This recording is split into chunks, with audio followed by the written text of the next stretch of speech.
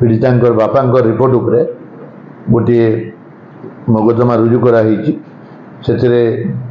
acute unknown थिले अन्य दिग को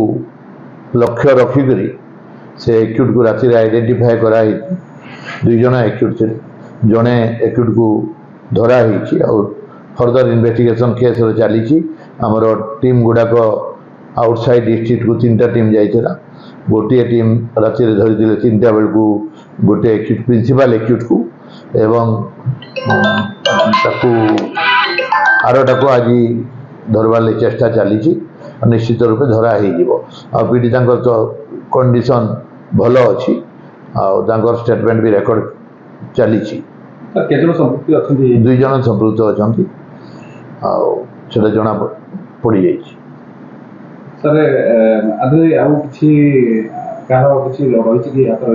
ना कि हाथ ना तदंत तो सब चली रूप